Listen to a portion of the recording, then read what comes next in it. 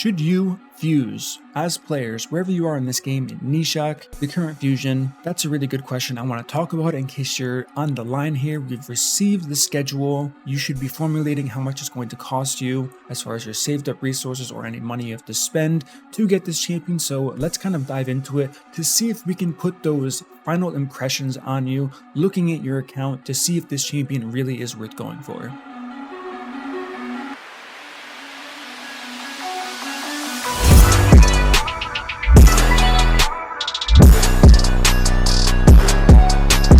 What up team, it is MurderInc. We are on the test server talking about Gnishak the Fusion here. Now, I've done a couple videos on this. I'm sure other content creators have done videos on this. How good is the champion? It's kind of easy to see, but is it going to be right for your account? The first thing you have to do that I'm going to consider is already done if you're watching a video like this is, what is it going to cost you? If you've already determined that the cost isn't too much, then we can kind of move on to the point of this video here, which is going to be, where can you use someone like Gnishak? Now, the thing with this champion that you've already seen from the testing that I've personally done is he's kind of a failure of a bomb champion. As much as I hate to say it, he's a poison champion no matter how you look at it. He's arguably the best poisoner in the entire game. Am I going to complain about that fact? No. This guy is still a really solid champion, but once again, Plarium has failed to capitalize on bombs, which is going to lead me to believe that either this guy's going to get nerfed and bombs are going to get reworked, or they're just not going to touch it. They're going to leave bombs as a useless part of this game kind of forever, right? So the main question you want to ask yourself is, do you need a crazy poisoner on your team, right? That's going to be the first thing, because I know a lot of focus are on the bombs because he's been propped up by the company as being this game-changing new bomb champion with the double effect to deal double damage with his bombs. You get an extra turn, so you're just pumping out debuffs. But you really have to think about, is a poison champion like this guy going to be huge for your account? If you have someone like a Geomancer, if you have Myceliac Orn that I've done a video on, who's also a crazy poisoner, not as good as him, but not that far behind. Verminlord also isn't that far behind. There are a bunch of champions that are definitely not as good as this guy, but they're not that far behind. So that's going to be the question for you. Look at your account, see where you could use a champion like this, then go over the investment it's going to take for you to get this guy, then just go for him. It's really hard to say don't go for him because he could get nerfed. No one wants to hear that. Is he going to get buffed? Out of the question. I think it's pretty safe to say from anyone who's done any type of research on this champion so far that you don't have to worry about this guy getting buffed because he's so strong as it is. And then it comes down to the build. Now, I'm not going to say you guys aren't going to have the gear for this because of the fact that, like I said, he's a poisoner. You need accuracy to land the bombs, then you'll just take whatever damage you can get. I don't think I would stack attack personally, so I'm going to show you this really quick. We have 3.7 thousand attack here. He's kind of fast, right? 244 speed, 281 accuracy and resistance. We were using him in the Hydra, so what I want to do is I want to go back to the Hydra here and just take a look at his bomb damage really quickly. And of course, this is not where the Hydra is. He would be right here. So we're going to head into Brutal. We're going to claim this chest of nothingness because we don't need that. Okay, let's go ahead and battle here. We're going to do this. I'm going to take it off of auto, just so we can see what type of damage we are in fact looking for. Let's turn meter boost, do a little bit of this. Okay, 1 weak hit, not the worst thing that could happen. This is the extra turn, correct. So we'll use this. Wow, those are some slow animations. Let's kind of turn this up, and then we'll turn it back down. Okay, so one turn, one turn, one turn.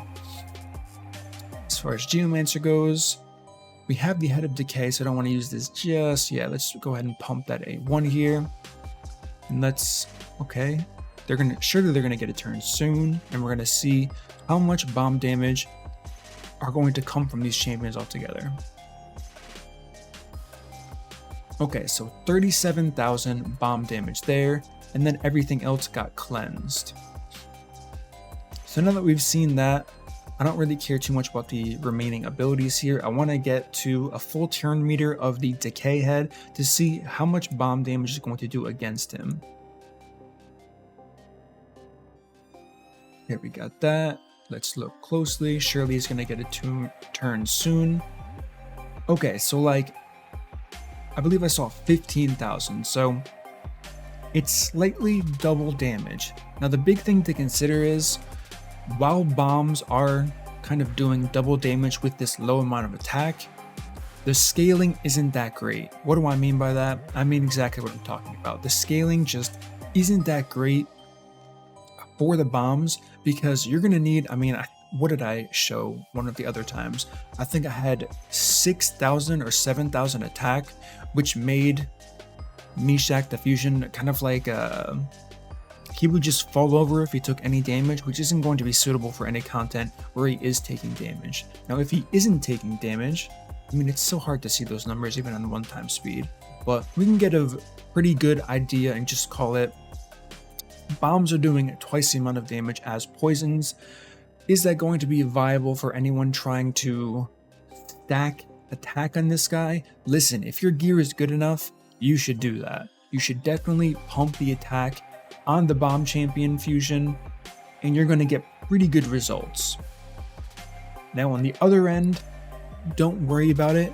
Consider it less than a secondary focus for you. Make sure you have HP, defense, speed, accuracy. Those are the number one priorities. Think about that. That's already 4 stats you have to focus on here. So in a sense here, I guess it's pretty good that they added something like these bombs, because if they didn't, he kind of would have been an underwhelming champion. Sure, he's going to be pumping out poisons. There are other champions that can do that, but getting just that little bit of extra damage on a champion like this, I don't know, it's hard to get around. And the fact that they're protected specifically for Hydra, it's looking good.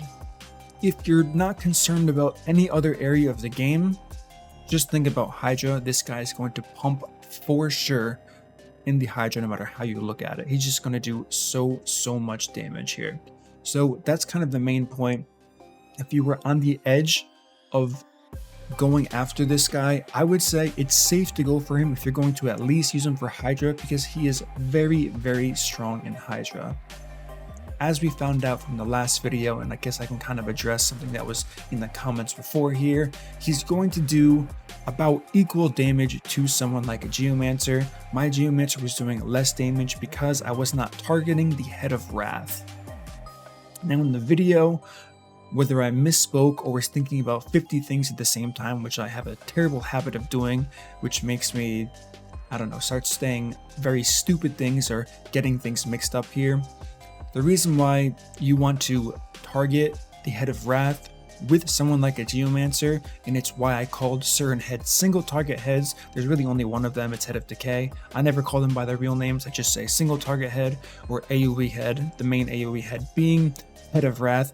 You always want to target the Head of Wrath with the Geomancer because you're proccing more turns, right?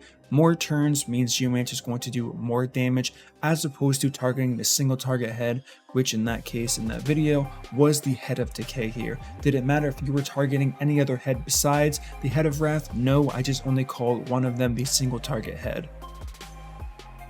So hopefully that clears a few things up here.